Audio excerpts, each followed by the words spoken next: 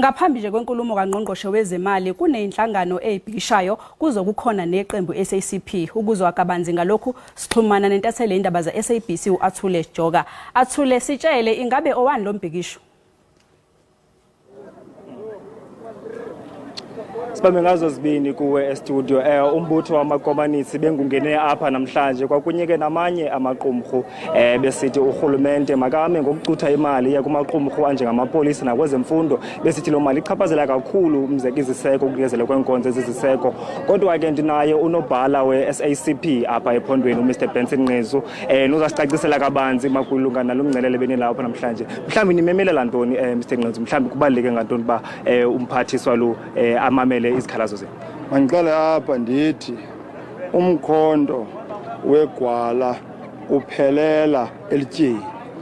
Now singamakomanisi ke, as long as impula zikaluJaka nabasebenzi zingaphangeli zingakwazi ukutya, sawusoloko sisiza apha sizobhiketha apha, size apha kumphathiswa besingafamba uzaba khona sisithi kuye sicela uyeke ucuntsula imali yakwezempilo because ubangela into yokuba kwizibhedlele zoluntu lakuthi kungabikho nengubo leyo kombatha, kungabikho mayeza, abantu bakuthi banikwe iPanado.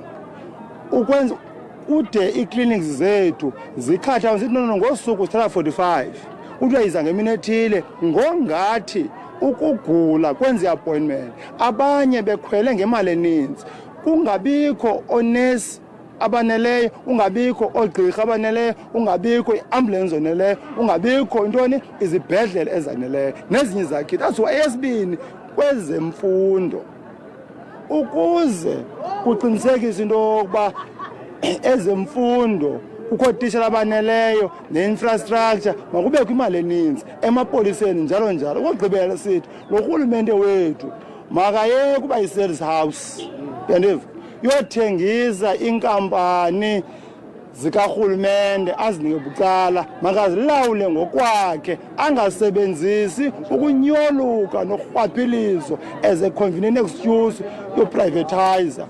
Makunikwe abasebenzi bakarhulumente imivuzo ephucukileyo nabo, because u3% weminister no3% weclerk umahluko omkhulu kakhulu. Khona la nto kuke wayithetha ye-minimum wage. Abasebenzi mabanikwe inyuso mali enesidima ukwenza ubomi babo bazokwazi nabo bathenga impahla for abantwana babo, bathenga ukutya nezinye izinto. Sibulele kakhulu lo ngunobhala weSACP apha ephondweni uMr Benson Nqezu ebalula ezinye zezikhalazo ezaneSACP kumphathiswa wohlahlo lwabiwo-mali umphathiswa uInokgodongwana esithi mabayeke uthengisa amaqumrhu karhulumente, sitsho masithi babanyuse nemali zabasebenzi ngokuba umnyinge ka3% akho nto ozawenzela yona abahlali. Masithathe izintambo sizibuyisele kuwe kumagumbi osasazo. Asibonge kakhulu Athule. uAtule ubesibikela bukhoma esephalamende.